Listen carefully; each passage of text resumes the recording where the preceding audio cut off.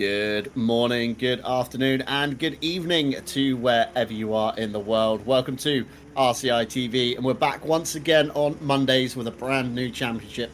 And this time it's the turn of the GT4 and the TCX with Monday Multi-Class Madness. Round 2 tonight taking place here at Imola, steeped in history from its original formation in 1953 until the present day, with a few layout changes along the way. Fast technical corners with both up and downhill sections, just under 5 kilometers in length with a staggering 22 turns. I'm John Dalton, your lead commentator, alongside me Dan Van Zoofen, and behind the cameras Ash Bibby, as well as our live stewards. Welcome everyone. The Garden of Racing, I like to call it Imola, with its beautiful scenery on the track and outside the track.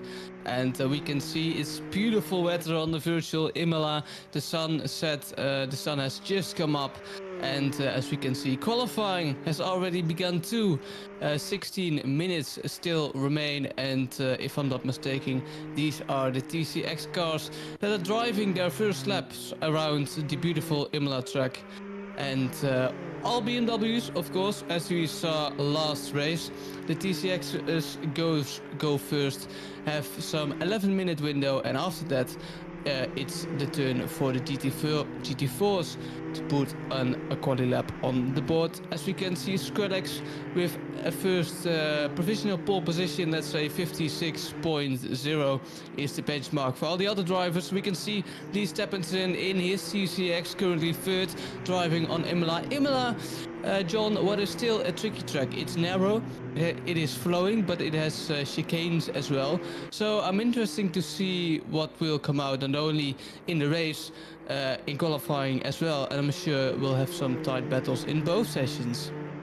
Yeah, absolutely so, Dan. I mean, like you say, Imola, a very fast-flowing kind of technical circuit, very old school in its kind of layout almost. Lots of grass and gravel still remain here. Of course, you've got the big off-cut areas such as Turn 9 that we've just gone through, of course, Piratella, down the hill towards Acqua Minerale. Lots of extra tarmac there, and drivers, of course, love to abuse track limits. They love to try and get every single inch of the circuit that we paid for tonight, and they really do explore them. So expect maybe a drive-through or two. Of course, a very long pit lane here at Imola, flat out kind of down the main straight. It feels like forever when you're trundling through on 48 kilometers an hour, so be careful of that one. Of course, we've got the Variante outer that Tom Shipston is just coming through now, and again over the inside curbs you can take too much and get a cut. Equally on the exit you can run a little bit too wide and of course take a penalty for that one as well. So drivers are going to have to be very kind of conservative in the 1 hour race that we've got coming up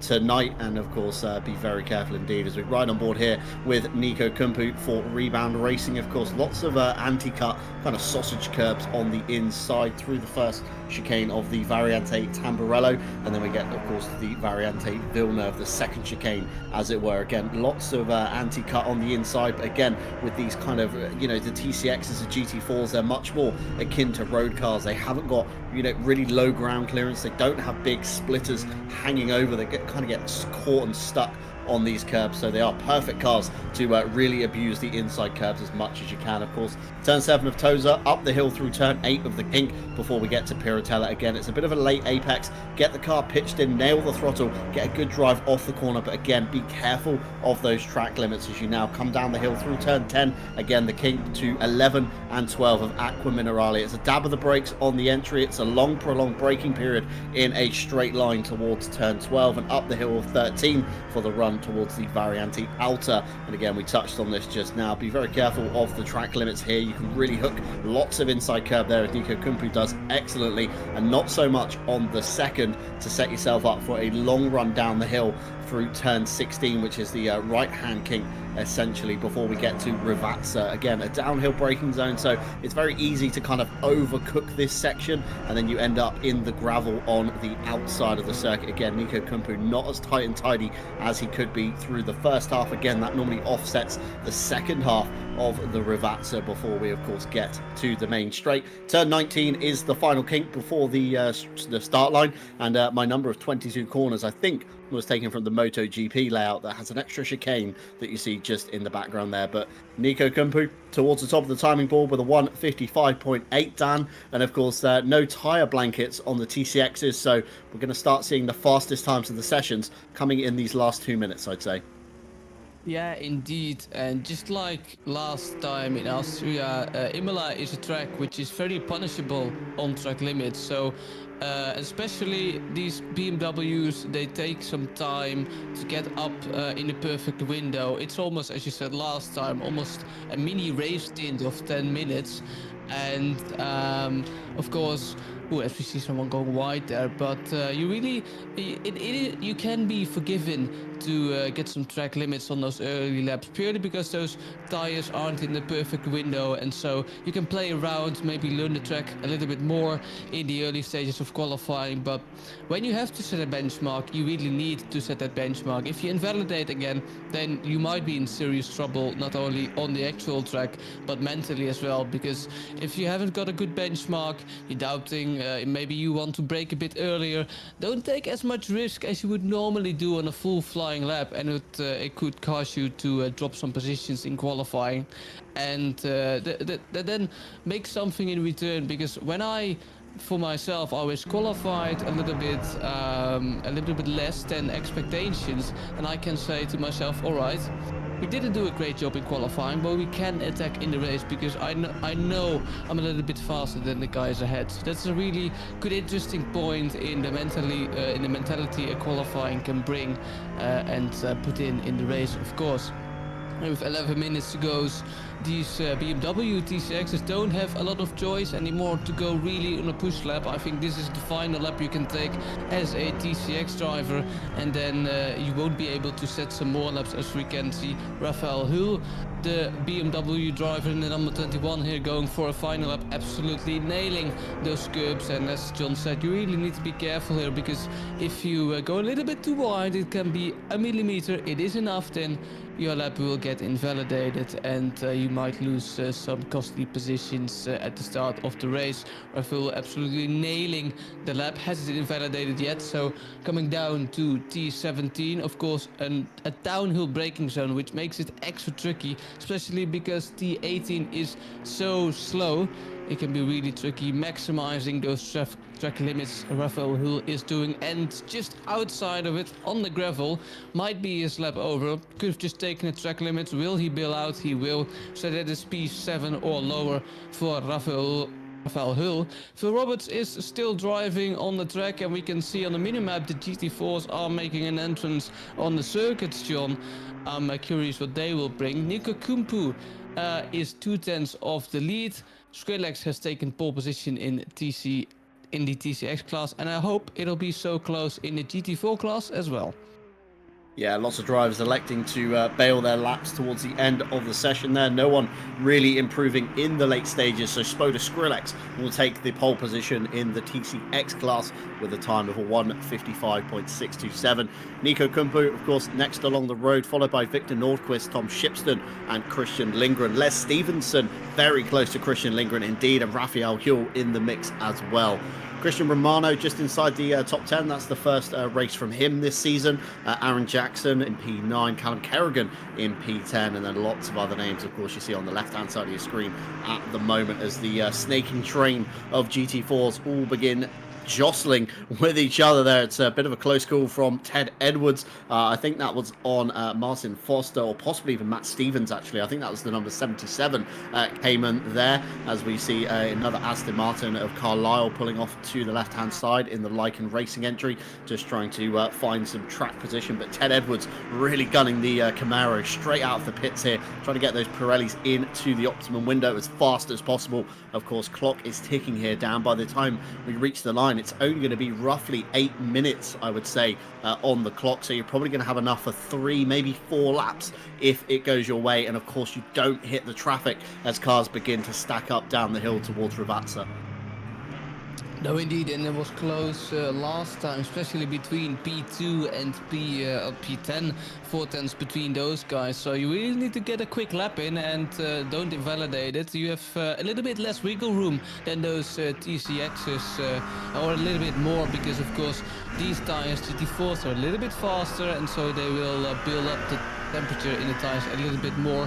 But nonetheless, you really need to be quick on the get-go, as we can see Mike Redford now coming out of the first final turns, now really needing to nail the second chicane on the Imola track, and it's really easy to invalidate her a little bit on the gravel, and it's enough to invalidate your lap. Then the braking zone for the left-hander, really keeping it tighter and trying to get a wide exit. Use as much of the curb as possible and focus on the next hill. You almost have too much time to think for this one, so it's a little bit tricky, and the braking zone is a little bit tricky as well, but Mike Redford seems to manage for now as well.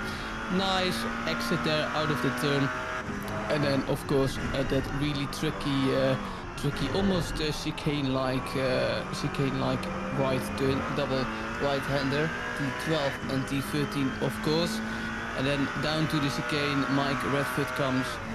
Grassini, it is called T14 and T15, as John said, really easy to invalidate. Just loses it a little bit, and that will surely cost him some time on this lap. Still 6 minutes and 40 seconds to go, so he'll have some more time to put on a good lap. Track temperatures are quite low. It's good for the grip here.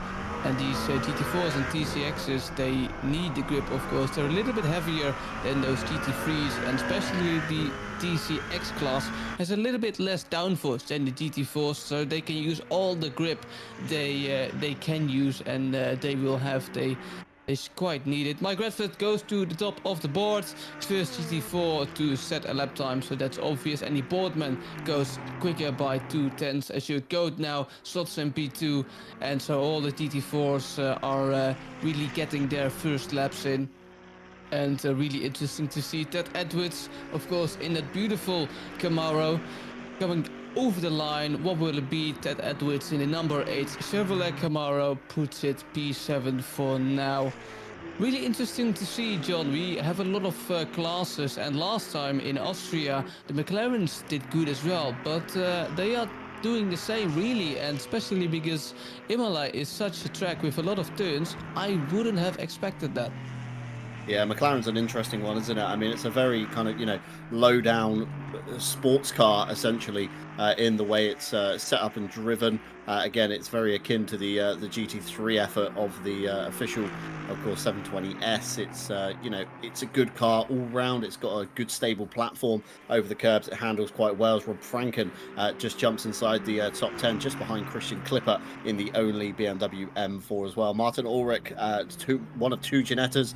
The other one, of course, Jones, all the way down in P16 at the moment. He's going to be trying to improve ahead of Sam Burnett, who's just up the road by a very minor margin. But yeah, the McLaren, it's a good platform. It's a good kind of beginner-friendly car, essentially, as well. It kind of ticks all the boxes. It's a good, all-in-round car. It's got good straight-line speed. It does well over the curbs. It does great on the brakes. So it's a really popular choice among the drivers here tonight, of course, as you go.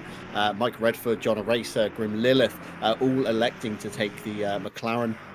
Again, we've got a couple of Camaros, a couple of Caymans, a few Mercedes in the field. Again, 2 Ginettas, but only 1 BMW M4. And if you cast your mind back a week down, that BMW M4 was an absolute rocket ship in a straight line, as Azure Goat there improves on his last lap with a 1:49.785, just widening that gap to Andy Boardman ever so slightly behind in the number 69 Greased Weasel Racing Aston Martin. Martin Ulrich, we just touched on him briefly here, the one of 2 Ginettas coming down the hill towards the Ravazza section. Of course, the steering wheel on the right hand side of the car, not the left, as is the normal in GT3 and GT4 machinery. It's very rare you do get a right-hand drive car. And interesting fact, one of the Russian sim racers actually used to main the Bentley, Alexander Smolyar, sets his camera up on the left-hand side of the car. He drags the axis all the way over to the side, plonks it in the middle of the dashboard on the left-hand side, and drives it as a left-hand drive car. So I'll be interested to know if Martin Ulrich does the same in the Ginetta. Manages a time good enough for P5. Meanwhile, Rob Franken coming back across the line once again. He does make a small improvement up into P8 with a 1 minute 1 minute 50, sorry, 0.580, just inside the top 10. Again, lots of small margins this time round. Dan, we've got the kind of commanding two at the front of the field. Grim Lilith, Mike Redford separated by a small margin. Martin Ulrich, John Eraser, the same. Yao Manzo and Rob Franken have run the exact same time. So it's looking very competitive inside the top 10 at the moment. Yeah, just like last time, it's looking really competitive in the top 10 and outside the top 10 as well. Of course, we have P14, Stevens and Malcolm really close together. So let's see if someone can make a change. Andy Boardman qualified last time in P6 with his Aston Martin. Was on pole and is on pole again. Just improve his time a little bit. A 1:49.7. The British driver getting pole. Provisional pole in the British car. For now, Grim Lilith coming out for Seal Dynasty Owl. And let's see if he can maybe take pole position over the line. And McLaren, of course, a dominant car. And the Boardman loses pole position once again by As You Go. Grim Lilith improves up to third place, so promotes one position. Mike Redford is now in P4. Edwin Carlisle in the other Aston Martin. I don't think he did improve his lap. He did, in fact. He is now P11. See if he can do something more. That's the Scottish Matt Malcolm, currently in P15, but invalidates his lap in the Mercedes number 199. Let's see if he can get another or a better lap on the board. 1 minute and 34 minutes to go in this session, so they roughly have time for one more lap, but every GT4 needs to hurry now. John Eraser, the Swiss driver, not so far away from his home country, currently in P6. Let's see if he can improve in the McLaren as well. Lots of McLarens, but not so dominant this time. The last time As You Go took pole position, he was in the McLaren. John Eraser was in the McLaren as well. He got P2. Christian Clippett in the BMW M4 with that big engine, that powerful engine, got P3. I don't think he will be able to this time. 1.5 seconds off pole position. So let's see. Mike Redford currently in P4. And he goes to P1. Really good lap by Mike Redford there. 1:49.512 it is, and that's provisional pole position in McLaren today. Let's see if that will change anytime soon. John Eraser, the Swiss driver, now outcoming for 699 Racing. Let's see if he can improve. He has a nice toe of the car ahead of him, so he could improve, could go to pole position. Let's see what John Eraser does over the line. It is P5, 8/10, roughly 8/10 off from pole position. Good lap there by John Eraser. Martin Ulrich, of course, the only two in the Ginettas.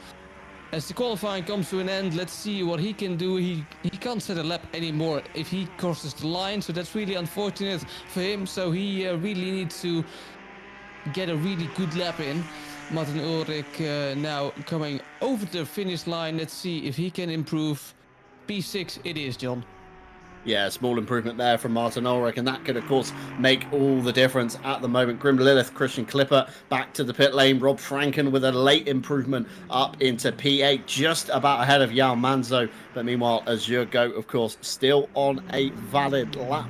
The Delta is looking quite healthy through the first couple of sectors. Can he hold this on through, of course, the tricky chicanes of the Variante Alta? He's then got a few more corners to go. Of course, the downhill braking zone of Ravazzi. He's going to have to nail that, set himself up well for the run down towards the start-finish line, because, of course, it is a very, very long drag. Grim Lilith, no answer. P4 currently for them. They've back to the pit lane. Rob Franken, of course, ran out of time. Matthew Malcolm, Foster, Bubbins, of course, the M2s at the bottom, all remaining in the pit lane. So Azure Goat now in the 765, running to the line. Does he have enough in the tank to knock Mike Redford off? Time will tell. Across the line, and he doesn't. Very unfortunate there. It's a 1:49.555, just about behind Mike Redford. That was really close indeed, as Ted Edwards is off in the gravel exploring the circuit. Meanwhile, Matt Stevens seeing if he can get an improvement, of course, for the RPMS Sim Sport. He's going to have a little bit of a tow from Bren Jones ahead of him in the number 421 Ginetta. Is it going to be enough to propel the RPMS driver ahead of Malcolm? Of course, it's a big ask, but Can he do it? Across the line he goes, and he does. Up in... No, he doesn't. Sorry, he doesn't. Remains P13 in the Porsche Cayman, and these are your times as they currently stand from the qualifying session. And Dan, another interesting note. Not one driver nailing all three sectors again. Mike Redford, of course, with the first sector. Azure Goat, I think, with the second. And then Andy Boardman with the third. No, the other way around. Sorry, Goat with the third. And Boardman with the second. So, you know, two very different cars. The Aston Martin maybe stronger in the middle sector compared to the McLarens. As we have a quick scroll down here, a lot of manufacturers grouped together. The Camaros, the Caymans, all bunched together. Of course, Bubbins in the only Alpine at the back of the GT4s, but we do keep the order, so the GT4s will stick ahead of the TCXs. So in theory, the GT4s should drive away from the TCXs, but we did see it last week, a few cars getting mixed together. Yeah, and I just noticed that P2 on the qualifying board got an absolute monstrosity of a second sector. It was 4 tenths clear of P1 and P3 as well. Forgot who exactly got P2 again, but that's interesting to see. That might spice up the race, especially in the last in the first minutes of the race. Of course, those are crucial for overtaking as well. And what will be crucial for this race is a pit stop. It is mandatory. Let's see if we can see any changes in the pit stops. Who knows? We did see some at Austria, so let's see if we see some changes as well. As we go to the standings here for the overall standings, John, take it away. Yeah, absolutely. John Aracer with, of course, a great finish last time out at the Red Bull Ring. Will head up your standings coming into this round with 34 points. But just behind him, Azure Goat, who does start ahead of him on the grid today with 32. Mike Redford on 25. He's looking for a strong finish on the pole position currently. Grim Lilith just behind him on 21. Andy Boardman again on 18. He starts far up the grid today. Keep your eye on him. Yao Manzo with 15. Rob Franken with 13. Christian Clipper tied with Carlos Calata-Yurden. Carlos, unfortunately, not with us tonight due to some conjunctivitis, so he will sit this round out. Hopefully, a speedy recovery and on to next Monday for him. And Emo Plate just snuck inside the top 10 with 7 points in total. Moving on, of course, to page 2, it's Ted Edwards with 5 points in the Chevrolet Camaro. Our very own Kevin Boss just behind him on 4 points. So we've already got an RCI kind of star fight brewing in this championship. Martin Ulrich on 3, Bernardo Teixeira, who I've not seen here tonight, on 2, and Adam Carlisle on 1. Everybody else, unfortunately, is yet to score in a race. And fingers crossed they managed to net some points here tonight. No sign-outs as of yet in the GT4 standings, so looking very strong indeed. Meanwhile, moving on, of course, to the TCX Pro category, Raphael Huell at the top with 39 points, a commanding lead over Victor Nordquist with 25. 29. Nico Kumpu is on 25 and Tom Shipston on 21, just ahead of Les Stevenson on 18. Christian Lindgren, meanwhile, on 15. Alexander van der Voorde on 13. Callum Kerrigan on 11, Aaron Jackson on 9, and Matthias Byron on 7 points. Rounds out your top 10 in TCX. And moving, of course, on to the second page, Alexander Orlix on 4, Neil Pimlott on 3, Theobald Roskam on 2, and one of the Withels, it's Richard Withel with 1 point. Everybody else yet to score, very unfortunate, but Spoda Skrillex certainly looking to change that one here today with a pole position. 3 sign-outs, Daniel Merchant, Miguel Martins, and Paul Potts in the M2CS. So very unfortunate there, but of course, a high rate of sign-outs normally happen in a lot of championships when people realise maybe this one isn't for me, and they move on to the next one. And fantastic scenes here at Imola. It's 3 minutes past 8 in the evening. The sun is setting, so track in theory maybe a couple of degrees cooler than when we first start out tonight. So of course, bear that in mind. Drivers do have to make a mandatory pit stop, as we touched on earlier. The only crux we ask is you do it inside the pit window, and all you have to add is 1 litre of fuel, leaving tyres completely up to the drivers. So again, will we see people gaining or losing in the stops for the sake of tyres, and then coming back at the end of the race when other tyres begin to drop off. So yeah, plenty of action about to happen tonight. The chat is looking very busy indeed. Thank you very much, guys. Carlos, you are watching. Sorry you couldn't take part in tonight, but of course we do wish you a speedy recovery on that one. Les Stevenson, aka the Roker Poker, that's a terrifying face to have on the rear bumper. You certainly don't want to be following him around Imola tonight. Of course, Matthew Malcolm, if I'm going to be last, at least I'm going to look great in the car, and that you do indeed. And Miguel Martins cheering on his teammate, of course, Raphael Huell. So thank you very much, guys, for dropping in. Of course, a big thank you to Ash Bibby earlier on for the £10 donation to the RCI fund. Every little helps, of course, and it all goes back towards the running costs that we do, of course, incur here. And speaking of running costs, we do have a few partners that help us along the way as well. They're cycling around in the bottom left-hand side of your screen. Of course, AK Esports, a leading Italian company in esports management and organization across the world. Not only partnering with Porsche in their official esports championship, but of course the SRO Motorsports Group and Dallara, including us here at RCI, for providing our fantastic server solutions that we do have here. Driver61.com, of course, you can get 25% off your driver coaching by using our discount code, and there's a link in the description down below as well. I'm sure you guys know exactly what Driver61 can do for you. Fanatec, again, another brand that needs no introduction. We do have an affiliate link down below, so if you are looking to pick up any new hardware in 2024, be sure to sprinkle a few pennies in the pot by using our affiliate link. And of course, 2 new partners from last year, digitalmotorsports.com, again offering a number of services from virtual driving experiences, corporate events, an early drive program, esports championship, driver training, simulator components, and even complete turnkey sim rig solutions. Founded in 2018 by 2 enthusiastic motorsports fans, they had a vision to create Ireland's leading digital motorsport environment. So if you do believe they can help you out at all, head on down below and check them out.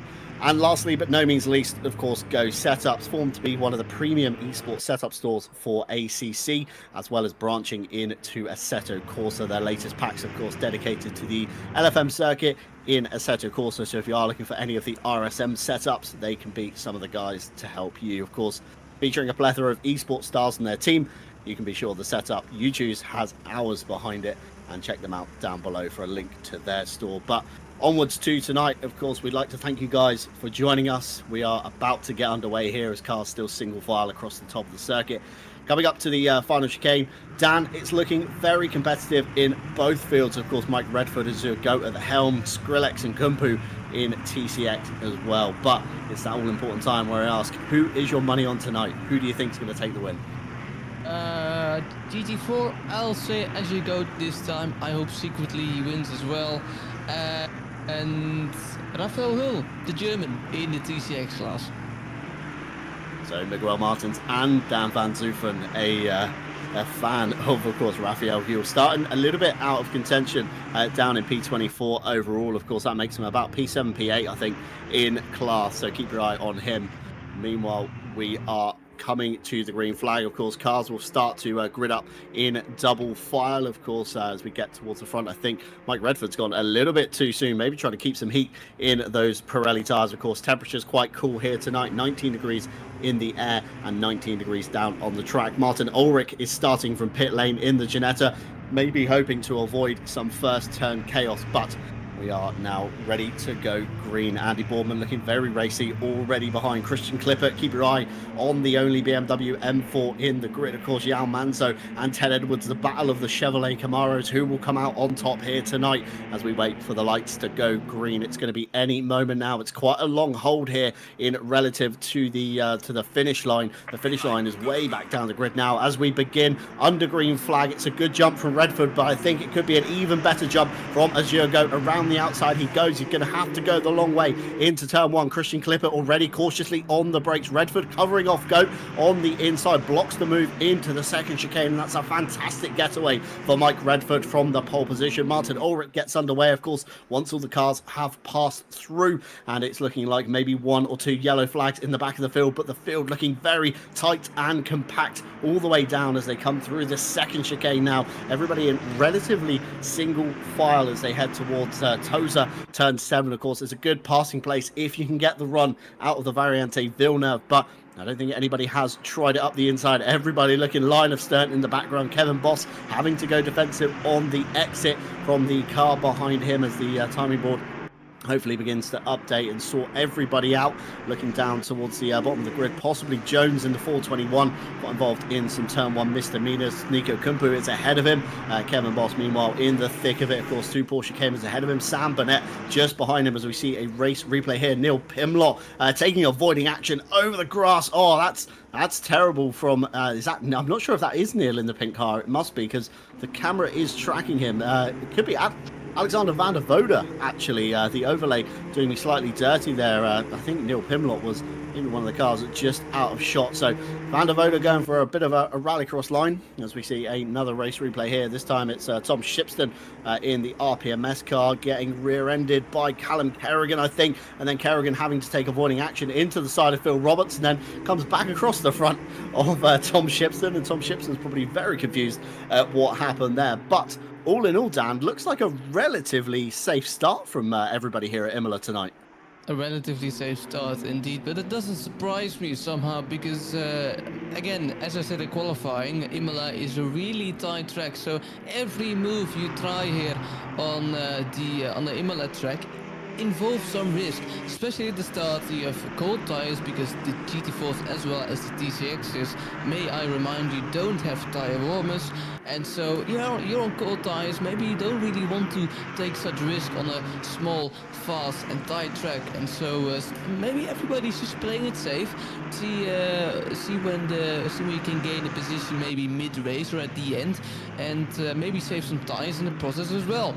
So I'm not surprised that we don't see too many moves. I could of course see some moves for the lead being made as we see a race replay. Let's see what's happening here. We go 3 wide for the first turn, and let's see almost 4 wide. Oh, and that's a touche already. Well, we haven't even reached the one, but has he gone wide, the car in front? No, he hasn't. That is Hauser, and he still remains. Oh, and that's a spin for Tom Shipson possibly, or that's Kerrigan in the number 59, number 28.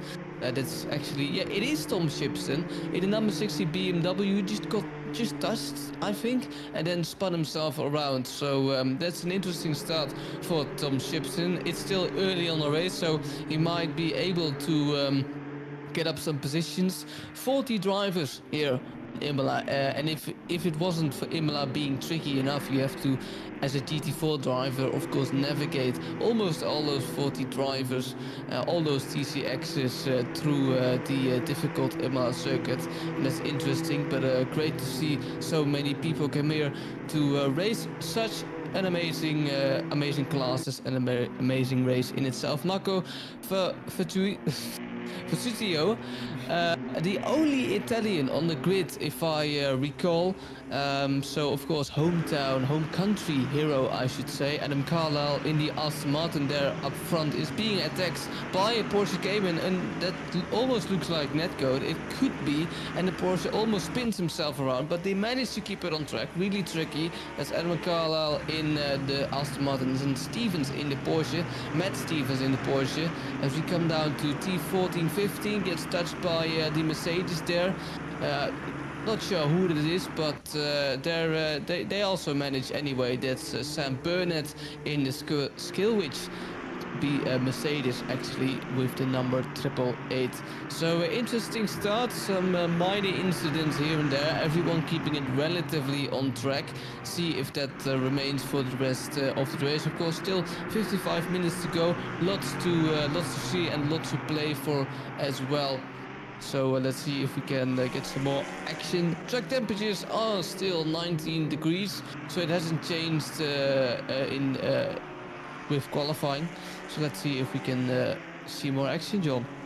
Yeah, absolutely. I mean, quite action-packed from the start there. We saw, of course, Matt Stevens and Adam Carlisle turning the Aqua Minerale section into their own mini drift competition. Very well held from both drivers there. Not too sure how that came about, but of course, it's one of those things, isn't it? When you practice all week solo, trying to nail those lap times, nail that consistency, and then all of a sudden you throw an Aston Martin into the mix or a Porsche Cayman, and it really kind of throws everybody out of contention to where they are. Just want to draw your attention very quickly as we went over the line there. Andy Borman and Grim Lilith both tied for the fastest lap of the race. That means they set the exact same time, and ACC has given them both the purple time. But of course, Mike Redford over the line now. He will take the fastest lap honours away. He's got a second lead now to Azure Goat. You can see Andy Borman there in the background just closing on in. Grim Lilith another second behind, but he's being pressured by Christian Clipper and John Aracer just behind them as well, getting into the mix before a small break back to Yao Manzo. 2.2 seconds to the Portuguese driver in the Camaro. He's got Rob Franken hassling the back of him. 0.6 seconds to the good, and with him brings Ted Edwards as well. So the Camaros have been split by a Mercedes, and Matthew Malcolm just at the back of them. 1.7 seconds to the good before a good break back to Foster. Of course, 3.4 seconds back just outside the top 10. Riding on board here with Andy Boardman. Fantastic shot of the two McLarens ahead. Again, it's going to be a big ask for the Aston Martin driver. Maybe even be able to use the slipstream from Azure Goat as they come through Aqua Minerale. You can see how much steering input that is being put into the Greased Weasel Racing number 69 as he tries to get it slowed down for the second part of Aqua Minerale. Turn 12, of course, up the hill through turn 13. 14 and 15 over the curbs. Again, the Aston Martin looks very settled over the first part, but a little bit too much maybe on the left. Has to dial in the opposite lock, and of course gets a slightly worse run than Azure Goat ahead out of the corner. And down to Ravazza, of course, not going to be close enough to make a move. It's going to be kind of managing the pace, isn't it, Dan? All race, you know, it's one of those things. It's an hour on the clock. It doesn't seem like a lot of time in the grand scheme of, other events. We had 2.4 hours at Sebring just last weekend, of course, here at RCI. An hour on the clock. You've still got to manage the car, of course. Like you said, there's no tyre warmers. You have to bring these Pirellis in kind of cautiously almost in the first opening laps. You can't push too hard. You can't, use copious amounts of curb and grass and gravel because you're going to damage the tyre. And of course, if you are, late lunge there from Andy Boardman, close right up on the brakes. I wasn't expecting that at all. Maybe Azure Goat just being a little bit cautious into turn one, and Andy Boardman full send mode. But of course, it's that element of strategy, isn't it? We have the pit window today. It's an option of 1 litre of fuel or half a tank of fuel and a set of tyres. So, a lot of drivers that are maybe trying to go the whole hog on one set of tyres are going to be a little bit cautious in these opening few moments. And you might see those drivers then climbing back up slowly towards the end. So it's all a bit of a strategy game at the moment on what you really do at the beginning of the race.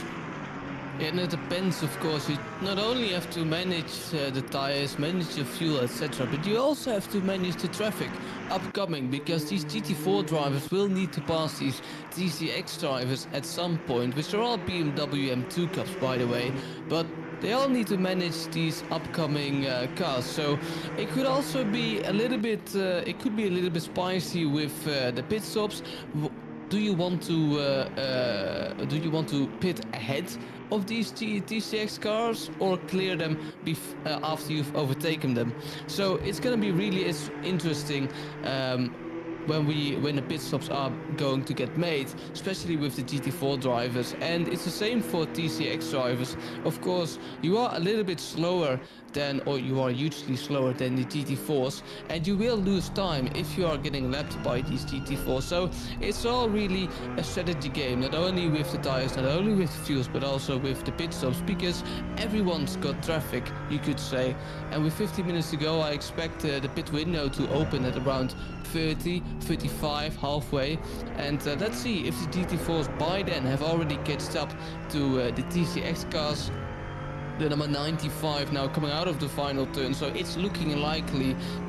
But yeah, it's really, when do you want to make that pit stop? That is the question, and it will be answered today, of course, probably after the 30 to 20 minute mark. Raphael Hull now on the back of Phil Roberts in the number 225 BMW. Rafael did really well last time around, qualified, if I remember correctly, in the TCX class on pole position. He is in P24, so it's a long way until he can get those podium spots, get those top spots. But of course, Rafael is a great driver. We have seen it in the first race, and let's see if he can overtake Phil Roberts anytime soon, because if he wants to get to those top positions, he needs to do so quickly, and he might do so in the following chicane. That's the third turn.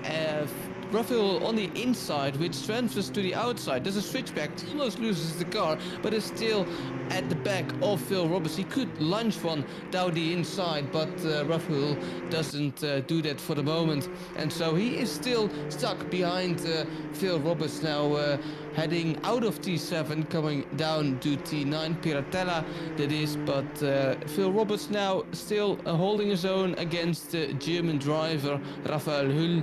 And Rafael, almost taking some track limits. And that's my next point, John, of course, because Imola is such a punishable track. It might be tricky with track limits. Of course, Austria was difficult as well, as we can see Richard Whiffle fighting now in the BMW C2. That's him on the outside, and he will keep the outside, but he will manage, and so does Alexander van der Woude, passing the Italian of the number 20 car there. And the number 20 car seems to be struggling a little bit on his home track. See if he can improve some more. That is Alexander van der Woude now behind Richard Whittle. The scoring board just needs some updating. We have 48 minutes still need to go. 12 minutes have passed, and I am delighted with the action I have seen so far. In the back, still a little bit of fighting with those BMW M2 Cup cars. Of course, you could almost classify them as touring cars, and so some door banging we will see from time to time throughout the series. And of course, it's lovely to see rubbing is racing, as they say. But heading back on my next point, track limits, John, it will probably be difficult for those drivers to manage, because I have seen plenty of drive-throughs on Imola so far. Yeah, I mean, Imola's, like we said in the qualifying session when we did our kind of lap talk through, there's plenty of options where you can really pick up track limits. As somebody straight lines the first chicane of the Variante Tamburello, not sure who that was, just out of sight. It could have been Richard Whittle, actually. Looking at Van der Woude is now ahead coming into the Variante Villeneuve, but Fukushio was about to get swallowed up towards the top of the circuit, the Variante Alta, but he's managed to build a little bit of a gap now between himself, Richard Phillips, of course, with him brings Tim Ireland, Tom Shipston in an RPMS sandwich, and then lots of other drivers behind as well. So plenty of action going on in the M2 category. But yeah, we saw a few drive-throughs towards the end, didn't we? When we got to the Red Bull Ring, it was very calm for the first 45-50 minutes, and then a flurry of penalties for various drivers in both categories kind of came through very late, and Tim Ireland's going to have to be careful that that isn't a warning for track limits. Maybe back out the throttle before he comes back on, losing a place to Tom Shipston there, so that will put the RPMS cars line of stern once again. Richard Phillips in P34, Tom Shipston in P35. Tim Ireland with a mistake over the exit of Aqua Minerale finds himself off to driver's right, sideways onto the wall, so hopefully should be more kind of side damage. Let's ride on board with him over the inside curve. Got a little bit of understeer, it looked like. Tried to gas up the car coming up the hill in third gear, and the torque of the M2 just really kicking the rear out and sending Tim off to driver's right. Very unfortunate there for the number 141, but I'm sure he's going to get his head back in the game and get himself back on the road. Of course, going to be picking up some damage towards the pit stops. We're seeing the first, I would say the first of the traffic actually, but Martin Ulrich, of course, starting from the pit lane, clatters into that was Fukushio towards the back of the grid for the Borat Sim Racing. Of course, everybody behind having to check up as well. Another race replay here, this time Tim Ireland with the RPMS car of Richard Phillips. That was a slight rub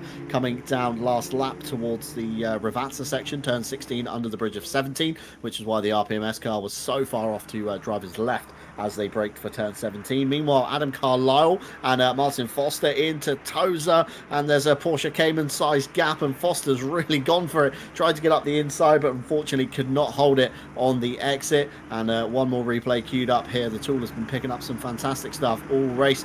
This is Sam Burnett and Foster, of course. Burnett on the inside, hip and shoulder check, and Martin Foster up on two wheels as the Mercedes there clattered into him. Sam Burnett drops behind Foster. Foster still ahead at P12. Lost 2.2 seconds to Carlisle though, so that's going to be a bit of a big ask now to make up that gap. So plenty of action. I'm very, very surprised that Foster's car there stayed on the floor after it did come up. I'm surprised it didn't go up and over. Seems some really goofy stuff sometimes in ACC. Pit window is open, Dan. Of course, we're only kind of 16 minutes in, so it's a little bit early to be pitting yet. We're going to probably expect to see a lot of drivers come in, maybe around the half an hour mark, kind of split the race down the middle. So half a tank of fuel and a set of tyres for the beginning, half a tank of fuel and a set of tyres towards the end, or we're going to see a lot of cars running that a little bit heavier, and of course coming in, taking the one litre of fuel, which is going to be a very, very short pit stop time. They're going to gain a lot of track position, but then come the end of the race, of course, you're going to see the Pirellis wearing out that little bit more. Raphael Huell, your first driver down pit lane tonight in the number 21, and we're going to have to keep an eye on the pit stop timers to see if we can speculate up here in the booth, of course, what's happening. Meanwhile, Sam Burnett up the inside. It's another messy move on Martin Foster at the top of the hill of Piratella. He gets the move done, but of course, Dan, live stewards sitting opposite us, they're shaking their heads. They're not liking that one bit. We're going to have to keep an eye on the reports to see if anything comes of that. Let's have a race replay.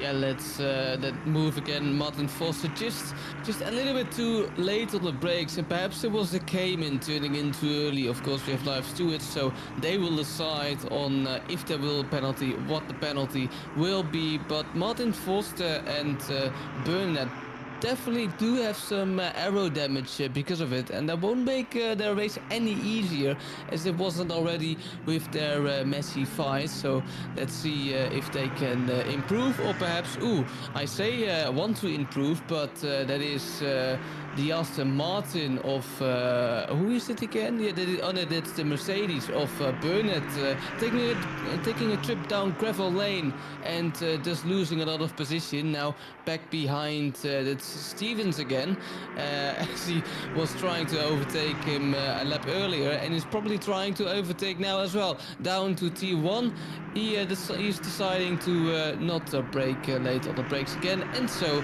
he will stay in P15 for now, as the Porsche Cayman of Stevens wanting to overtake Foster there on the inside, which is going to be the outside, but it won't matter because he has passed the Cayman of Stevens already, and Stevens come back on him now, but the fight isn't over. Two Caymans going side by side through T7 there. And it looks like that Martin Foster has the better exit now. The number 44 Porsche Cayman knows the better of the number 77 Cayman. Actually, it is the other way around. Stevens now ahead of the number 44. And so this little scrap between two Caymans and one Mercedes rages on as the other Aston Martin of Kevin Bos is thundering down into the distance and really creating a big gap between these guys.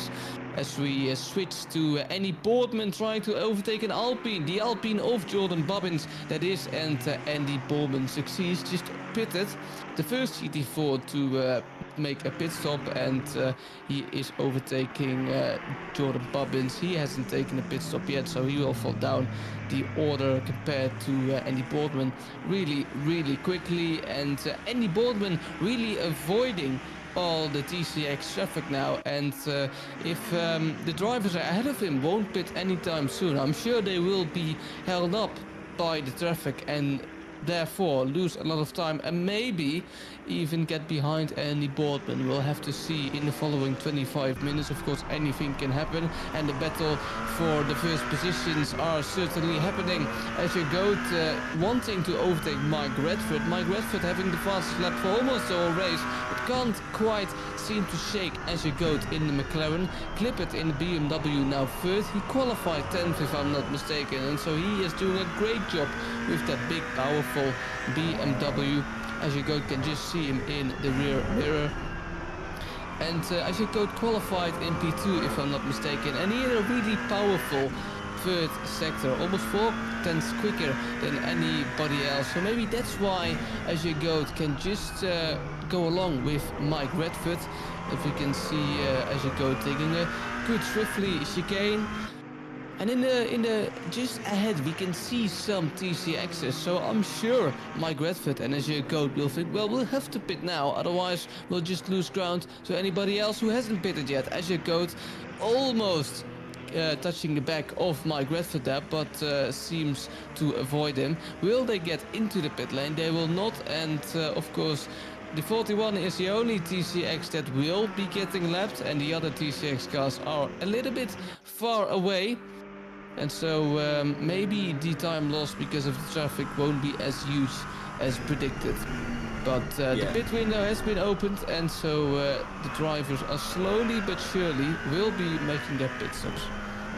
Yeah, absolutely. I mean, it's going to be one of those things, isn't it? You're going to have to weigh up whether you want to come down the lane and sacrifice track position, or whether you want to kind of, you know, try and fight the M2CSs and try and fight your way through the TCXs, possibly getting delayed, making mistakes like you see there. Azure Goat, Tim Ireland trying to remain predictable by staying on the racing line, going over to the right-hand side. Of course, Azure Goat saw the gap, went for the gap, nailed the throttle, tried to get the McLaren through, and all of a sudden Tim Ireland, of course, across the front end, avoiding action, well held by the 765. But of course, that's going to allow Christian Clipper just behind in the number 236. Don't count him out of it. He showed fantastic pace at the Red Bull Ring, but just got caught up in a few too many incidences along the way. So hopefully he can, you know, kind of get that one back together for today. Although he's outrun himself into Aqua Minerale. That's a massive off. He keeps the throttle pinned. He keeps it under control somehow, but that is certainly going to be a track warning. I can only imagine there for Christian Clipper. That's a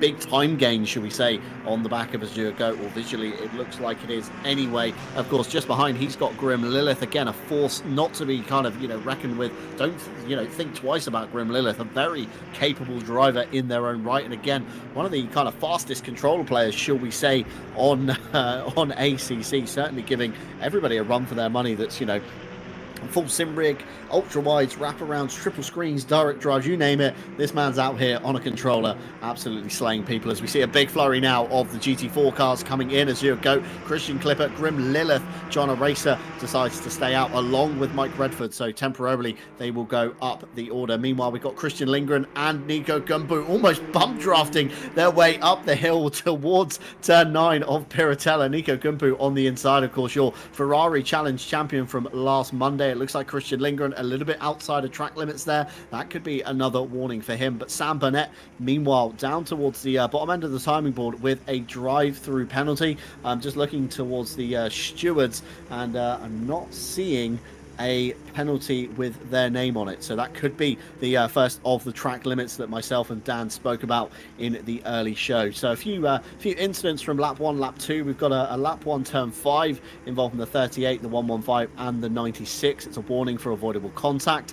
Lap 1 turn 7 involving the 28, the 225 and the 60. It's a drive through for the 28 for forcing it's a drive through for car 28 for a takeout plus avoidable contact. Meanwhile, Nico Gumbu's off the road. Christian Lindgren up the inside in the Ravazza section, says thank you very much, but dips a wheel in the gravel himself, and that's going to allow the run for Nico Gumbu to go to the outside of the kink in the straight. This will of course become the inside line into turn 1, the outside line into turn 2 of the Tamburello chicane, and it looks like Nico Gumbu just has enough legs on Christian Lindgren after his dip in the gravel. Nico Gumbu, the flying fin, back ahead for Rebound Racing. Christian Lindgren, Sim Brothers, slots in behind P2. Back to the stewards reports. Lap 2, turn 2. Involving the 157, the 79. It's a 5 seconds for the 157, forcing another car off track. Lap 2, I've got sector 4 and 5 possibly divided up into the stewards here. One for the 157 and the 60. And Nico Gumbu is off. He's sideways. He collects Spoda Skrillex. That's the second incident Skrillex has been involved in now here at RCI. He was involved in the big one last time at the Red Bull Ring, but Nico Gumbu just hemorrhaging places. It's so unfortunate to see, but that's what can happen in the blink of an eye, you can, find your way in the gravel. Let's have a race replay here. Coming in to the Villeneuve chicane, it was a bump behind from Christian Lindgren, maybe a little bit too close. Of course, Nico Kumpu coming back across. I think Christian Lindgren has tried to wait for Nico Kumpu. He does slow off, very much so going into Toza, but I still don't think that's going to be enough. That's big rear end damage for Nico Kumpu's car. Very unfortunate indeed. Back to the stewards' reports. Sector 4 and 5 involving the 157 and the 60. It was a racing incident. Again, lap 2, sector 13, 14 involving the 142 and the double 7. It's a 5 seconds for the double 7. And then we've got a load of racing incidences, a couple of avoidable contacts. 5 seconds for the car 20. That's for lap 5's sector 19, 20 involving the 41 and the 20 for avoidable contact. And then we've got a few more racing incidents, minor contacts, but stewards are caught up to lap 7 by the looks of it at the moment. Currently lap 13, so still a few more reports to get through yet, but doing fairly well on the reports so far. So of course Matt Stevens with a 5-second penalty to his name ahead of Martin Foster. That's going to be a position down that you're not going to be too phased on taking if you're Martin Foster right now. You can see, of course, on your MFD there's a 5-second penalty. There's no point risking anything at this point. Just wait for that pit stop to come through, and that will be an easy position gain, even if you take tyres or don't take tyres in the pit lane, I'd say.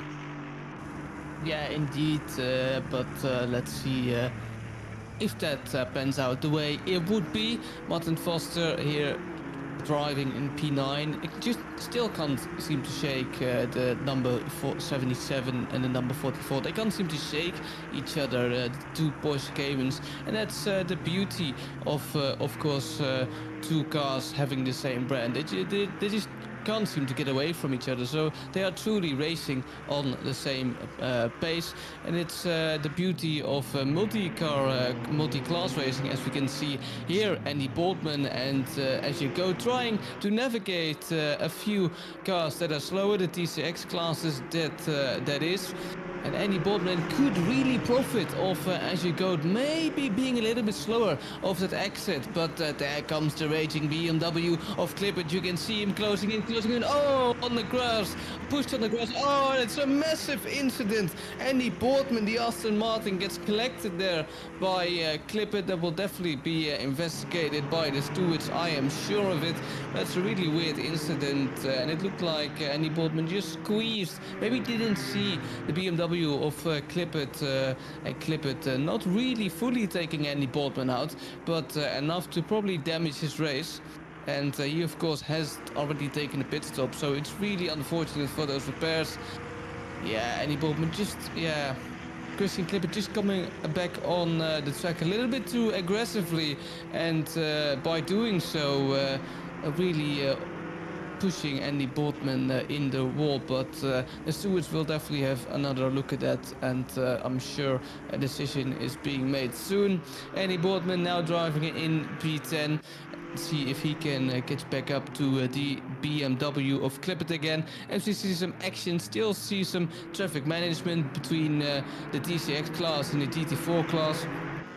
Of course, it's the GT4s, they could easily pass the TCX class, but for the TCX class it's difficult as well, because you have to constantly look in your rearview mirror. Where is the GT4? Where is he going to be? And where can I expect him in the next turn? And so both classes really have something to keep an eye on, and if they work together well, then the incidents can be avoided, but sometimes the incidents can't, and we haven't seen really some big multi-class incidents so far. And see if we can keep it that way. That is Nico Kumpu in the McLaren. That's not Nico Kumpu, that's the Ginetta of Brandon Jones. And that is the McLaren of Martin Foster, flashing his lights because he is about to overtake Brent Jones. Martin Foster just flickering with his lights there. Just let me by as soon as possible. I'm not in your race. And it was Mike Redford, not Martin Foster. It was Mike Redford. He hasn't pitted yet, has gotten the fastest lap, and so I'm trying to figure out, John, why is he still hasn't pitted? Because the guys behind him have already pitted, avoided almost all of the TCX traffic, but now Mike Redford is still in the middle of it. Yeah, it's a bit of a tricky one, isn't it, Dan? You know, is he overcooked slightly into Ravazza there? Looks like he was running wide into the gravel. Meanwhile, a race replay here. Alexander van der Voda, and that's the number 157 coming together there, just in front of Rob Franken as well. He's currently down in P13 at the moment. That's going down into Ravazza. Meanwhile, we've got Christian Lindgren, and I think this is Martin Foster. It's a big lunge up the inside of Toza. We did say not so many, you know, incidences, shall we say, between the multi-class. It was more of the incidents in class, so, you know, GT4 on GT4 or TCX on, you know, TCX. But yeah, certainly the shoulders are coming out in the middle half of this race. A couple more cars down the lane. We've got Yao Manzo and Ted Edwards, both the Camaros, pitting at the same time. Meanwhile, we're riding on board here with Christian Clipper, and you can already see the trickiness of navigating through an M2. I mean, you know, the cornering speed is roughly the same. The M2s have to carry a lot more momentum as Christian Clipper messes up the exit of Ravazza. That's going to make Azure Goat even less kind of pressured into the first chicane. He's going to have to use the slipstream there. I think that's Raphael Huel possibly that they're lapping now as they come across the line, of course, gaining all the time on that one. We're going to have to wait for the timing board to sort itself out. Of course, Manzo and Edwards have pitted. Ted Edwards still in the pit lane, according to my time. So in theory, Azure Goat and Christian Clipper are in P5 and 6. But look at the gain Clipper's got just from that one section. Traffic giveth and traffic taketh away. That's a perfect example right there with the Sim Brothers number 48 machine as Christian Clipper dispatches of those through the Villeneuve chicane. In the mirror, look, it's Andy Boardman. He's looming. There's a nose of the M2 up the inside. That looked very close indeed from the onboard. But again, mirrors can be very, very misleading. But Christian Clipper navigating through more traffic. Next up on the board, it's Christian Romano, the other Italian in the race. There are two in the form of Focuscio and Romano. So home territory for those boys today. Down into Aquaminerale as your goat looks to the inside. Romano takes the apex as he should, of course, remaining safe and predictable. Blue flag racing in GT racing is very different to that of course, Formula 1, where drivers must dive out of the way essentially and give up the position almost immediately. Whereas GT racing, it's very close. Clipper looks like he's outbraked himself. There's contact on the back of Azure Goat. Both cars straight line in the chicane. That's going to be a warning for both of those. Meanwhile, Andy Boardman rubbing his hands with glee, says, thank you very much. I'll be having another position of you, Christian Clipper. Through he goes up into P6. Christian Clipper down to P7. But that looked like Christian Clipper just wasn't paying enough attention maybe to Azure Goat and got caught out. Of course, the McLaren slightly lighter car than the big heavy M4, and it looked like Azure Goat kind of braked and almost dived for the apex, maybe chopping the nose off Christian Clipper. Clipper maybe not expecting it, and of course both drivers there having to take across the grass. So we'll keep our eye on the stewards reports for the 765, the 69 and the 236, all been taking lumps out of each other in the past few laps. But it's kind of, you know, I would say it's clean racing as such, but I mean, Andy Boardman being turned into drivers left into the wall, not very pleasant indeed. And of course, Azure Goat being almost pushed across the chicane at the top of the hill, being forced to essentially take a warning, and very lucky that of course wasn't their last warning, because that could have netted in a drive-through penalty. Three drivers remaining stubborn in the GT4s, not wanting to pit. Matthew Malcolm, Kevin Boss and Matt Stevens, at the top of the field. Everybody else has pitted, so in theory, Redford is still your race leader on the road. 4.8 seconds to the good of Azure Goat, and this is exactly what Redford wants, isn't it, Dan? He wants Azure Goat to be battling, he wants Goat to be losing time, and all the meanwhile he can just drill in the lap times and kind of sail off into the distance. Fingers crossed, just over 26 minutes to go. If this fight keeps up, Redford's going to have a very comfortable win here. And there goes that BMW trying to overtake Andy Boardman, the Aston Martin. It's going to be very tricky, and he just bails out for that T15 chicane. But you can see, we saw it in Austria, and we see it again on Imola, that BMW is so incredibly fast on a straight line. And Clippert is really taking advantage as he, I think, lunges down the inside. Oh, and that's the Aston Martin was Andy Boardman going wide, and who's in front now? I can't quite see it. As you go, still driving in P5, and it is Christian Klippert in that mighty BMW, and the Aston Martin just simply can't keep up. He probably has some aero damage as well from the earlier incident, and so Lilith in the McLaren also comes knocking with Andy Boardman and Christian Klippert as well. He needs to do it round the outside. Can he make it stick? He can't. And so Andy Boardman fends off that McLaren, and here he comes again on the BMW of Christian Klippert. Christian Klippert just didn't manage to get a smooth T1 as Ajay Goat is managing the traffic, and he is running away.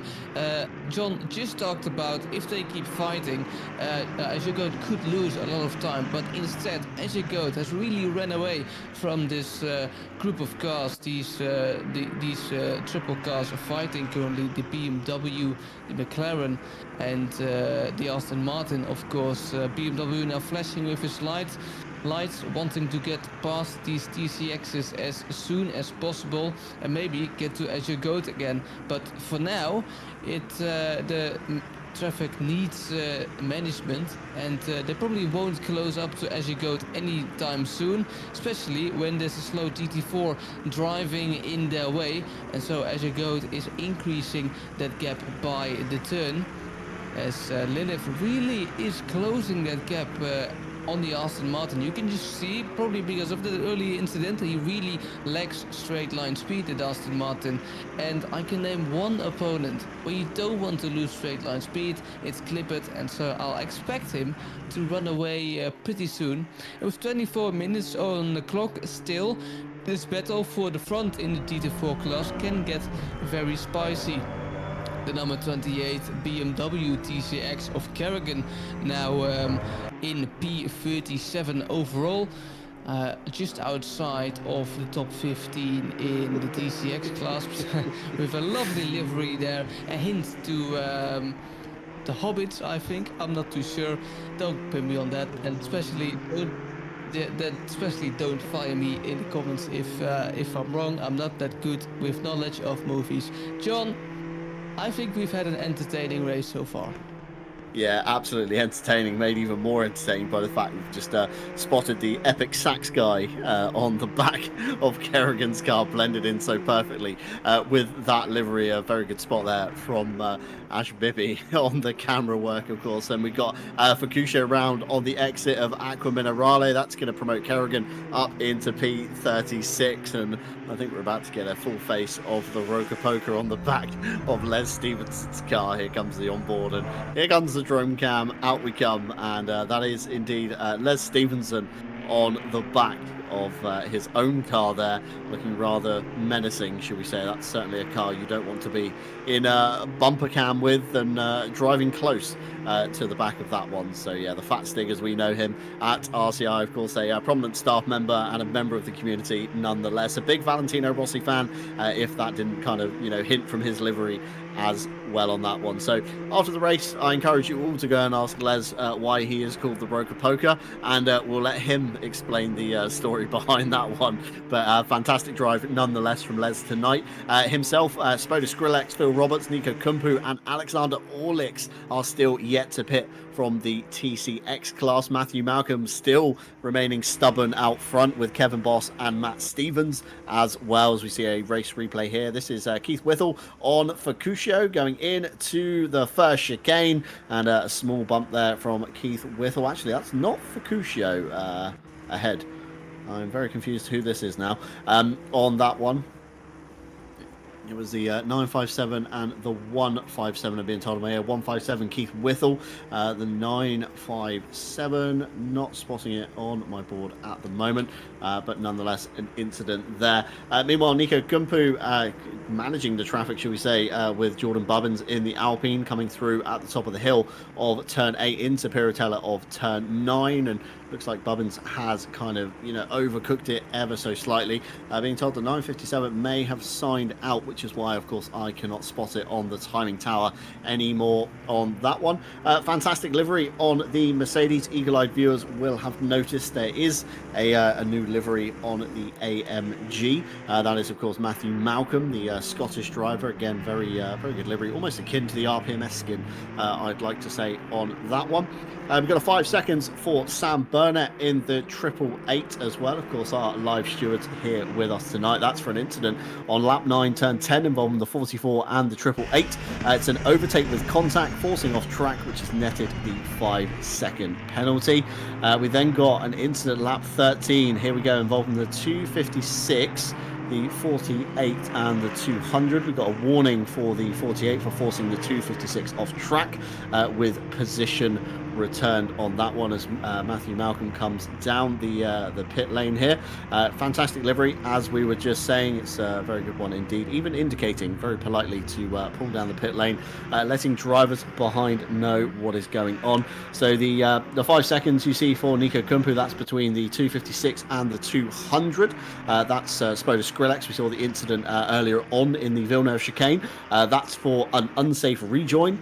And then we've got another for the 888, so it's the lap 14, turn 7, involving the 888, the 256. It's a 5 seconds for the 888, overtake with contact, forcing another car off track as well. So Sam Burnett netting 10 seconds to his name, Nico Kumpu with 5 seconds, and stewards are now up on lap 14. We are currently race lap 21, so of course still plenty more action to come, including the battle between Clipper and Boardman that we saw earlier on that nearly ended in disaster.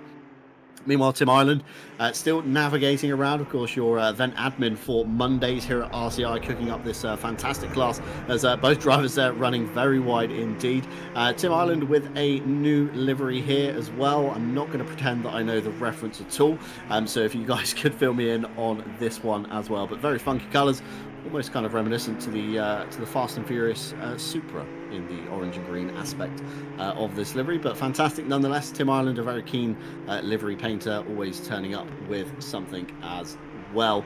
And of course, welcome on in to everybody in the chat. If you are joining us, we're just under 20 minutes to go. Where have you been? It's been a fantastic race so far, and an even better broadcast, I would say. Myself and Dan have caught some very good moments in the race. We do encourage you to watch this one back, and of course none of it would be possible without you guys at home, whether you're a part of the community in some aspect, you enjoy lurking in our streams, or watching along and engaging with us here in the box. We appreciate each and every single one of you, and we have managed to get to nearly 4,500 subscribers on YouTube, which is fantastic, but not so fantastic. A hip and shoulder check there from Bren Jones on Phil Roberts, and Roberts coming back on in front of Fukushio, and that is how Fukushio ended up on the inside of Aquaminarale. Kasha, mind back a few laps, we kind of spotted it off the side of the road, but that's exactly how that one happened, so not too good there. Stewart's probably, Dan, going to be looking into that one as we see a few more cars down the pit lane, and meanwhile the fight at the front. John O'Racer is now in front of everybody. That's a bit of a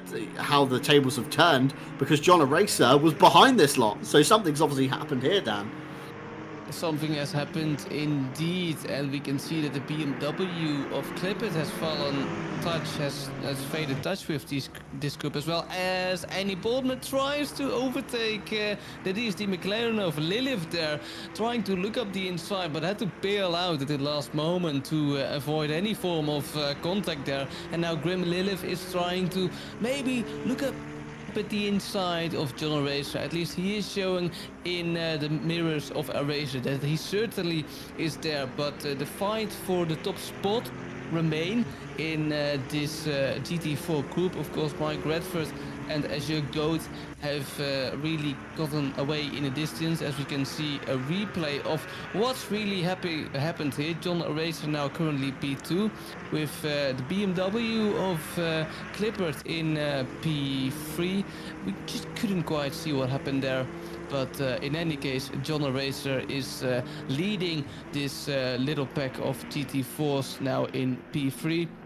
So this battle really rages on for the final podium spot. I can spot a Chevrolet João Manso, the Portuguese, in the background, and so he is closing up to this group of GT4s as well. And this is just the lovely racing Imola brings. If you have a car that's good on the turns, you can use it as well. But if you have a car that's good on the straights, like Clipit in the BMW, you can almost try and overtake the Aston Martin before. Oh, and the Clipit sense, oh, and that's a really big, unfortunate incident there. And the stewards definitely will take a look at that. It started with Clipit Senate, Andy Boardman in the wall there, and it went worse, got worse from there. Probably a sign of relief for these cars. As we see another race replay, it's Andy Boardman, I think, getting hit by Clipit there, and Andy Boardman just coming back on the first turn. And another BMW gets collected, totally innocent there, and the stewards will definitely review that. Andy Boardman, if he hadn't damaged already, he sure has it now in that Aston Martin. Almost a replica of the incident. It just made a little bit worse. We saw a few laps earlier.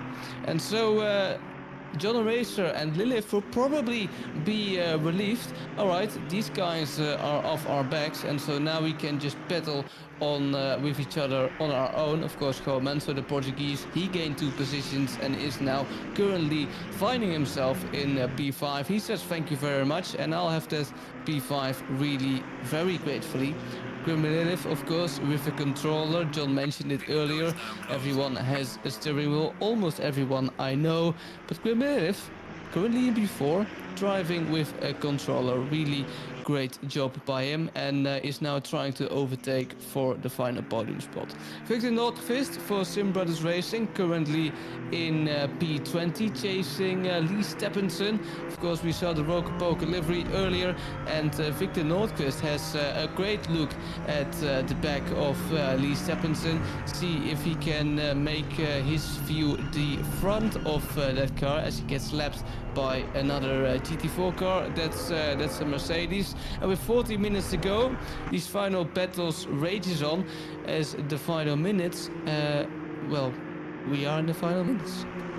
Yeah, of course, the final quarter of the race, should we say, we're, under 15 minutes to go at this point. Traffic management still obviously a crucial thing here, and it's very unfortunate that the Clipper Andy Boardman battle ended as such, because that was looking like it was going to be such a fantastic fight overall on that one. We do have an update from the lap 15 turn 1 incident between Clipper and Boardman. I promised I'd keep my eye out for that one.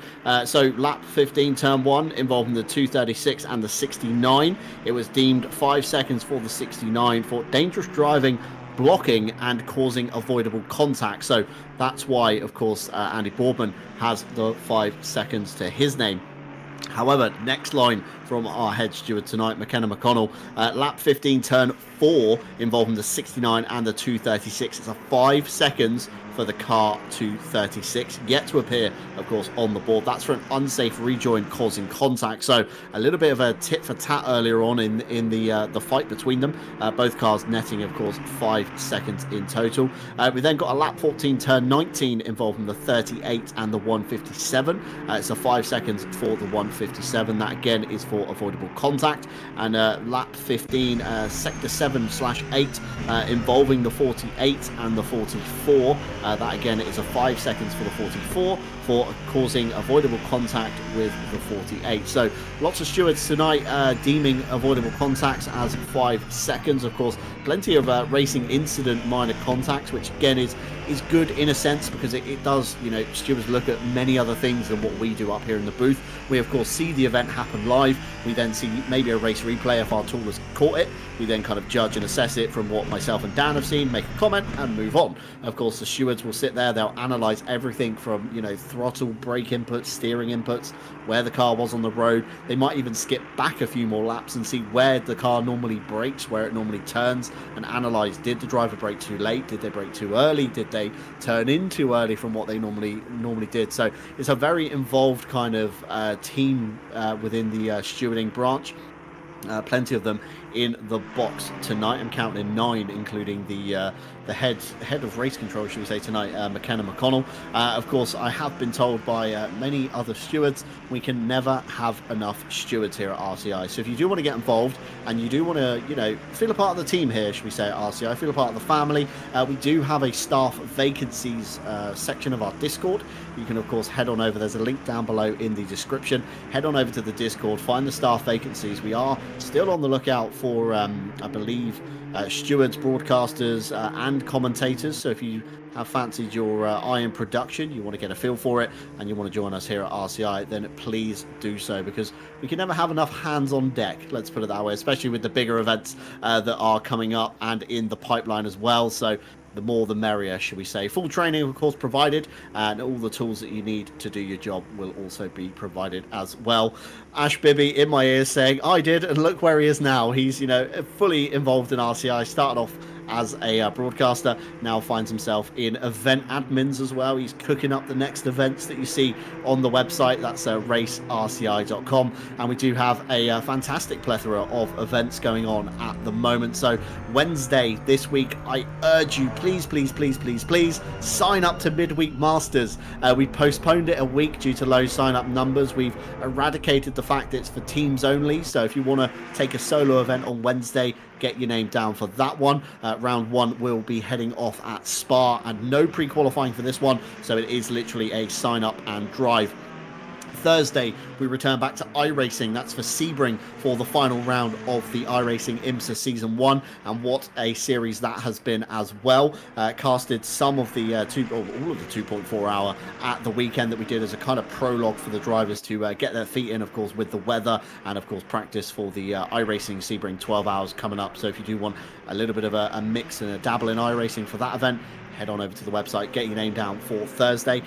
Friday, we'll begin our brand new KTM Masters Series in ACC. GT2 or GT4, so it's a little bit different to how we've done our previous Masters events. Normally we give everybody the same car and you progress through the season going from GT4 to GT2 to GT3 and so on. But this one's a little bit different. Pick either GT2 or GT4 and we'll see how this goes down. This season will feature a mix of some technical and underused tracks to really put your skills to the test in what I will say is an underused GT4 and GT2 car as well. So get your names down for that one. And then Saturday this week, it's another double header, much like last week, but this week it's of course the World Tour 2024 kicking off at the Nürburgring GP. Myself and Dan will be bringing you all the action here on RCI TV. Jesse Lee behind the cameras on Saturday as well, so you can be sure it's going to be a fantastic broadcast. And if you haven't already, pre-qualifying is still ongoing. There's still a lot of teams I've noticed in the sign-ups that haven't yet completed their lap, so I urge you to please go and do that, otherwise your entry will not be valid for the series and all your time will be wasted. And then in the evening we head on over to Saturday Night Owl round 4. That will take place at Indianapolis as well. So if you like the sound of anything I've just said, head on over to the website, get yourself signed up. That's racerci.com, and you too might find yourself on a broadcast very soon here at RCI TV. But back to the action tonight. We got a little bit of Aston on Aston action here, Dan. Adam Carlisle and Kevin Boss have managed to meet themselves on the circuit. A little bit of traffic ahead in the form of the Roker Poker, aka Les Stevenson, and Les manages to split them both through the first chicane. So that's going to delay Kevin Boss. Adam Carlisle now has to scamper up the road and see if he can stretch the legs of the Aston Martin. Just under 8 minutes to go, Dan. It's, you know, Azure Goat looking very close to Redford. That gap was 4 seconds probably about 15 minutes ago. It's now 1.7 seconds. Has Goat got enough in that 765 tonight to take the overall win? Traffic giveth, traffic taketh, and there will probably be the same for these guys battling it out in the Aston Martins. But as you point out, indeed, Mike Redford getting close to Azure Goat now, and Azure Goat can probably see him more and closer though. So that makes me wonder, is Mike Redford just trying to manage the gap, or has Azure Goat maybe tire saved, as we see an incident between Rafael Huldes, I think, and another BMW in the green there. But has Go tire saved and is now absolutely pushing it to the max, or is Mike Redford trying to manage that gap? Because of course he could be, but I'd rather don't lose 3 or 2 seconds to Azure Code if I was Mike Redford. So who knows? Let's see if this battle between the lead can get a little bit spicy. Neil Pimlott definitely wants to make it a little bit spicy with the 587 of Orlich. Let's see if any changes in position can happen here. Outside of the top 20, outside of the top 15, and do correct me if I'm wrong, but you won't get any point for that. So it's almost fighting for the wooden spoon, but these guys are raging on as they are probably getting lapped by the Cayman of this, I think the number 77 there, running up the grid in roughly P10, I am thinking. In any case, Neil Pimlott still trying to chase down the number 587 BMW, as they do indeed get passed by the number 77 Cayman. Neil Pimlott almost touching the back there, and track temperatures, they have even gone lower. Of course, you would say with these cars on track the track temperature might rise a little bit, but no, instead they have they're lower by 1 degrees 18. The 18 degrees the track temperature is currently. But with 5 minutes to go, it probably won't make a big difference anytime soon. João Manso is now getting attacked by the BMW of Christian Clippert. The BMW, of course, having a lot of straight line speed. We've mentioned it like 100 times this broadcast. But, of course, the Chevrolet has some good straight line speed as well. The Portuguese now trying to fend off in these final stages the BMW, and a crucial P5 maybe for some good championship results, championship points, and João Manso really needing to take defensive action here against the BMW of Christian Clifford. A little touche there between the two drivers, almost makes contact again, but let's see if Christian Clifford can go around the outside, because João Manso goes down the inside trying to really fend off the BMW, but with those lots of horsepower under that BMW, it might be too late for João, so we'll see in the remaining 4 minutes and 25 seconds. Of course, he goes a little bit wide. Contact, maybe, couldn't see it quite as well. Christian Clippert now trying to go down around the outside, can't quite manage it, goes off the road and loses a little bit of time to João Manso. Now coming to Gresini, turn 14 and 15. This battle still rages on between the 236 BMW and the 511 Chevrolet. And I'm expecting Christian Clippert, if he can have a good last sector, if he can make that T19 and turn 18 work, let's see if he can do something in that big BMW. As we see some yellow flags ahead, that's a BMW M2 and a GT4 have collided there. So these guys need to take avoidtive action, and let's Grim Lilith in the number 699, no, that's the number 511 McLaren. Let's see what's happened here. A race replay. That's not Grim Lilith, that's Neil Pimlott just touching a fellow competitor around. Or was it really Neil Pimlott? I think it was, but yeah, it was in the white. That is indeed Neil Pimlott. As we can see, the fight again between Clippert and João Manso, the Portuguese raging on here. A little bit of contact, but they are currently fine. John, what's happening here? Absolute chaos is what's happening. Looks like into Ravazza, Grim Lilith there just misjudging where Matthias Byron was. He was still alongside, still had a bit of an overlap, and both cars unfortunately turning themselves, and that's now put him in the jaws of João Manso, of course, and Christian Clippert. Two cars that we just watched fighting for the last lap or so with a couple of touches. I think it was all in kind of fair and jest with those two large cars, but of course now Manso on the back of Lilith. He smells blood. The clock is ticking down, and the Portuguese driver could potentially net themselves a P4 just off the bottom step of the podium. That's going to be good for championship honours. He's going to have to play it safe, of course, not too safe though, because Christian Clippert is just behind as well, and the gap at the front has come down by quite a lot. Mike Redford and Azure Goat. We saw in one of those race replays, they were very close. That was in the Neil Pimlott replay. They were, nearly touching going into Tozer. So again, the top two equally as close as well. John O'Racer currently in the John Dalton zone, should we say. This is Ted Edwards by the looks of it. Richard Phillips, and I think that's Hubert Hauser coming to blows in the Tamburello chicane as Ted Edwards finds their way through. It is indeed Richard Phillips there and Hubert Hauser just behind. And of course, the clock is ticking down now, so time is running out. These drivers are going to have to get a move on if they do want to make up any positions that they can do. Of course, the gap between Redford and Goat now just under half a second. John O'Racer, I was saying, fully in the John Dalton zone, where of course you're too fast for the guy behind you, but you're not fast enough for the guy ahead of you, so you just kind of sit in this awkward no man's land space between the two and have a nice chilled race and drive your way hopefully to a solid finish. Meanwhile, Christian Clipper all over the back of Yao Manzo. That's a lot of traffic ahead for these guys. Grim Lilith has already dispatched of one of the M2 CSs, and Yao Manzo will now have to do the same as they come into the hairpin of Tozer now, riding on board with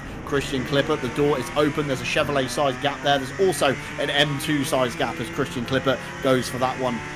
Comes up the inside of the car towards the top of the hill. Neil Pimlott now has to stay way out of the way, but comes back over on Christian Clipper and breaks and Clipper into the back of Pimlott. That wasn't particularly a sensible move, if I do say so myself, but Yao Manzo there trying also to get ahead of another M2 round the outside of Aquamina. Raleigh makes the Chevrolet stick and puts another car between themselves and Clipper. Clipper now getting very desperate. You can see him taking risks. You can see him cutting it very close, of course, to the M2s. We've now got Andy Boardman trying to navigate 3 M2s as he does so. Just trying to work out where the race leader is. They're coming round Rivazza. I think we may just have one more lap here. It's going to be very tight to the line, but Mike Redford, he's not going to be able to lift off. Azure Goat is just behind him, and the checkered flag, I think, is... No, it is out. Yes, Mike Redford is your overall race winner. As soon as the clock hit 0, I think the checkered flag came out and the game was a little bit slow to respond. Azure Goat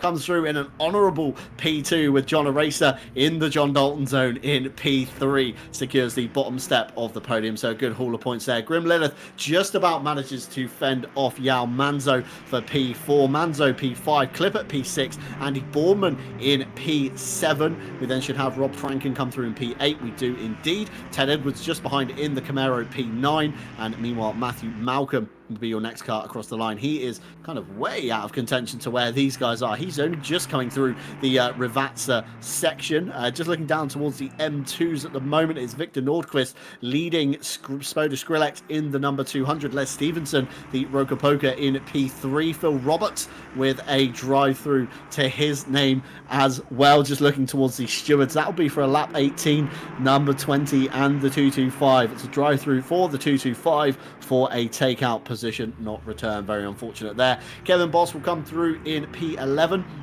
Adam Carlisle in P12, so the Battle of the Aston Martins flipped around. We've then got the Battle of the Caymans. It's Martin Foster that succeeds over Matt Stevens. Bren Jones in the 421 and P15. Jordan Bubbins in P16. Now we've got the M2s coming around for their checkered flag. It's Victor Nordquist that takes a victory for the Sim Brothers Racing. Spoda Skrillex, despite getting involved in an earlier incident, a very good turnaround indeed. And Les Stevenson across the line there with a flash of the lights. Of course, Phil Roberts, his penalty will be converted into a 30 seconds at the end, and Sam Burnett, of course, an additional 10 seconds to his name. Christian Lindgren, Raphael Hill, Christian Romano on his debut as well, and of course Theobald Roskam and Nico Kumpu, the last 2 cars across the line. Here is your GT4 results from the top. Of course, it was Redford that led the majority of the race, pressured a little bit by Goat, a little bit hectic at times through traffic, but managed to secure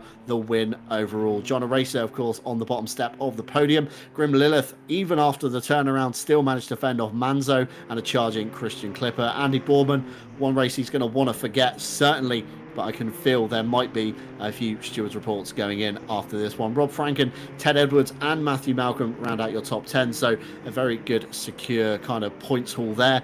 Martin Ulrich, the only GT4 that did not finish, very unfortunate, retired on lap 14. We went the full distance to lap 32 there. So that's your GT4 results on screen.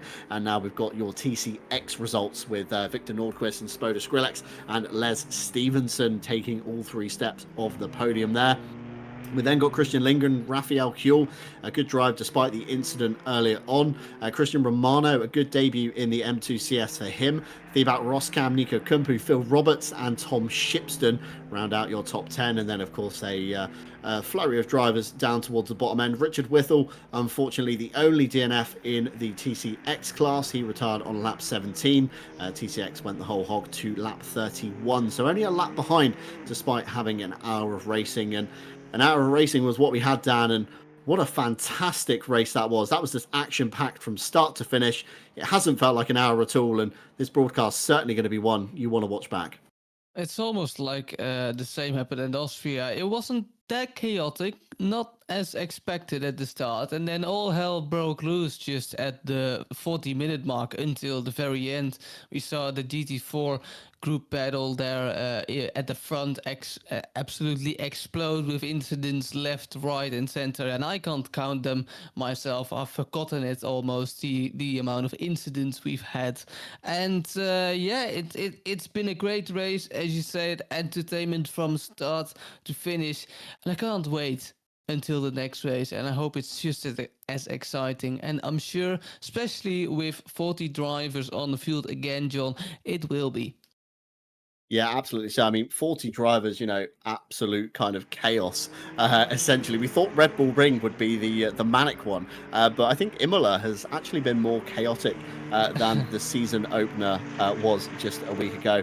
Of course, next week we head ourselves to Snetterton over in Blighty, and of course the small compact nature of that circuit. Of course, lots of corners. You can only take one really precise line through towards the end of the lap. Of course, the penultimate corner, they hug the inside line for what feels like ages, turning right before slamming on the brakes and flicking it to the left for the start finish straight. So that's going to be an interesting one for traffic management, and that is of course over on RCI TV next Monday. And of course, if you do like what you've seen here tonight, you do want to get involved with us here on our events, then head on over to the website. That's racerci.com, and you can of course find all of our events at any time, day or night. So even if you're bored and you're looking on the sofa watching TV thinking, what can I do tonight, and you think, we'll have a look at RCI and we'll see what they're hosting Wednesday this week. I urge you so much to sign up to this event. It's Wednesday's Midweek Masters. We've postponed it for a week. We've opened it up to solo drivers now, so you can enter whether you're a solo or a duo. Get your name down for that one. Round 1 commences at Spa. Thursday, we're heading back iRacing once again to Sebring for the final round of the iRacing IMSA Season 1. Some drivers, of course, privy to a pre-race, shall we say, for the 2.4 hours of Sebring that we held just last Saturday. Friday, we'll begin our brand new KTM Masters Series. That's cooked up between Kevin Boss and Ash Bibby. And Ash already in the chat saying, KTM Masters wants you, with a classic kind of American figure pointing at the screen. That's exactly what you need to do. So get your name down for that one. And unlike our previous Masters Series, we are letting you choose your car at the beginning. So GT2 or GT4, but it has to be a KTM. So pick your poison, and we'll see how this one goes down. The season will feature a mix of some technical and underused tracks to really put your skills to the test, with round 1 taking place at Brands Hatch. And then this Saturday coming, it's another double header, much like last weekend was. It's the World Tour 2024 kicking off. That's also here on RCI TV as well. Myself and Dan will take you through all of the action at the Nürburgring GP. Plenty of teams have pre-qualified already, but there's still a lot of teams on the sign-up sheet that haven't done those crucial laps. So remember to get yourself into the qualifying server, lodge your laps, get your team signed up, get them ready, and prepare yourselves for 4 hours of racing on Saturday. And then in the evening, we head back to, of course, RCI TV for Saturday Night Out Round 4. We're going stateside at Indianapolis. And again, if you missed it earlier on, racerci.com is what you need to punch into your browser to get yourselves involved with us here. Of course, a big thank you to our partners. They've been cycling around in the bottom left-hand side of the screen. That's including AK Esports for providing our server solutions here at RCI. Driver61.com, where we offer you a 25% discount by using our link down below. Fanatec, again, a leading brand in sim racing hardware, an affiliate link down below if you are looking to pick up any new hardware this season. And of course, digitalmotorsports.com, again, a new partner for us just last year, along with Go Setups. All of their links are down below. You can find them anytime, day or night, and it does help us here at RCI with some of the running costs. And a big thank you to Ash Bibby earlier on for the £10 donation. We welcome you. Thank you very much indeed. Not just a broadcaster, not just a fantastic man, but it is also his birthday today. So please do wish him happy birthday if you see him around in the RCI community. He has kept that one very quiet and under his hat. We've only found out in the middle of the broadcast on that one. So a big happy birthday to Ash Bibby. Thank you very much for giving up your evening to bring some fantastic scenes to the viewers at home. And of course, none of it would be possible without you guys. And some 4,500 of you are subscribed already. And if you're not, why aren't you? You know, we bring you fantastic racing like this the majority of the week, and of course the big events on the weekends.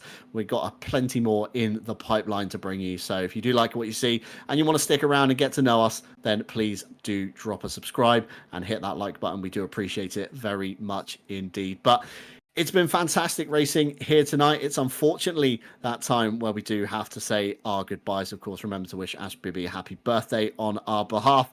But it's been fantastic. From the green flag to the checkered flag, plenty of action, and certainly one you don't want to miss. Remember to tune in next week where we head to Snetterton for more Monday multi-class madness. But from myself, John Dalton, from Dan Van Zoofen alongside me, from Ash Bibby behind the cameras, and of course all of the live stewards that have made this possible, we thank you very much from the bottom of our hearts. We hope you have a wonderful rest of the week, and we hope to catch you once again very soon on RCI TV. Take care.